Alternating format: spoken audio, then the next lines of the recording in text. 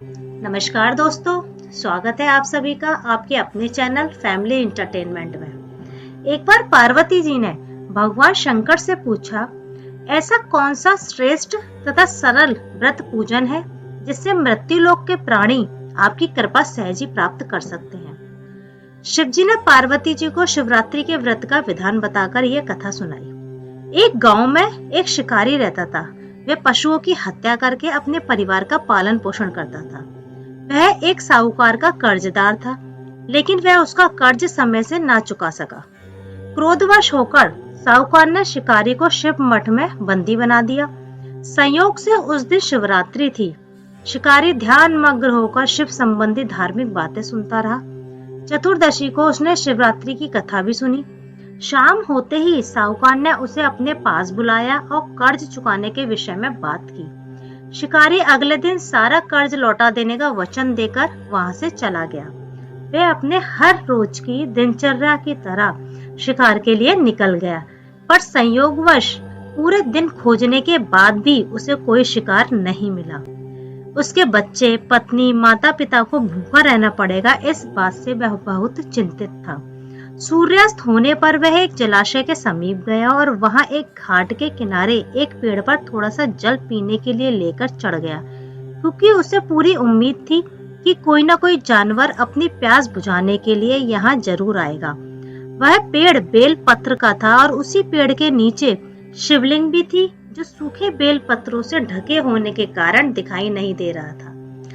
रात का पहला पहर बीतने से पहले एक हिरणी वहां पर पानी पीने के लिए आई। उसे देखते ही शिकारी ने अपने धनुष पर बाण साधा। ऐसा करने में उसके हाथ के धक्के से कुछ पत्ते और जल की कुछ बूंदें नीचे बने शिवलिंग पर गिरी और अनजाने में ही शिकारी की पहले पहर की पूजा हो गई। हिरनी ने जब पत्तों की खड़खड़ाहट सुनी तो घबराकर ऊपर की ओर देखा और भयभीत होकर शिकारी से कांपते हुए स्वर में बोली, मुझे मत मारो, मैं गर्व से हूँ। मैं अपने बच्चे को जन्म देकर उसे उसके पिता को सौंपकर लौट आऊंगी, तब तक उसका शिकार ना करें। शिकारी को उसकी बात का विश्वास नहीं हो रहा था।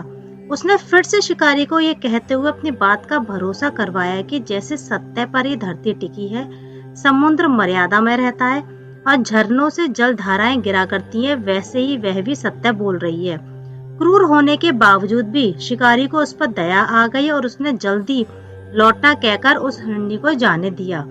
थोड़ी देर बाद एक और हिरनी वहां पानी पीने आई। शिकारी सावधान हो गया, तीर साधने लगा और ऐसा करते हुए उसके हाथ के धक्के से फिर पहले की तरह ही थोड़ा सा जल और कुछ बेलपत्र नीचे शिवलिंग पर जा गिरे और अनजाने में ही शिकारी की दूसरे पहर की पूजा भी हो गई। इस हिरनी ने भी भयभीत होकर शिकारी से जीवन दान की प्रार्थना की, लेकिन उसके अस्वीकार कर देने पर हिरनी ने उसे लौटाने का वचन दिया। ये कहते हुए दिया कि उसे ज्ञात है कि जो वचन देकर पलट जाता है, उसका अपने जीवन में जितना भी पुण्य कमाया होता है वह नष्ट हो जाता है। उस शिकारी ने पहले की तरह ही इस हिरनी के वचन का ही भरोसा किया और उसे जाने दिया। अब तो वह इसी चिंता से व्याकुल हो रहा था कि शायद ही कोई हिरनी लौट के आए। अब उसके परिवार का क्या होगा। इतने में ही उसने जल की ओर आते हुए एक हिरन को देखा। उसे देखकर शिकारी बड़ा प्रसन्न हुआ। अब फिर धनुष पर बाण चढ़ाने से उसके तीसरे पहर की पूजा भी स्वतः ही संपन्न हो गई।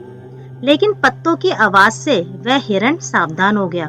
उसने शिकारी को देखा और पूछा, तुम क्या करना चाहते हो? वह बोला, अपने कुटुंब को भोजन देने के लिए मैं तुम्हारा वध करूंगा। वह हिरण प्रसन्न होकर कहने लगा, मैं धन्य हूँ कि मेरा ये शरीर किसी के काम आएगा।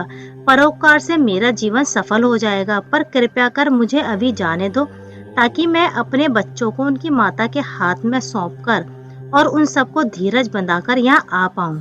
शिकारी का हृदय उसके पाप पुंज नष्ट हो जाने से अब तक शुद्ध हो गया था, इसलिए वह विनय पूर्वक बोला, जो जो यहाँ आए सभी बातें बनाकर चले गए और अभी तक नहीं लौटे।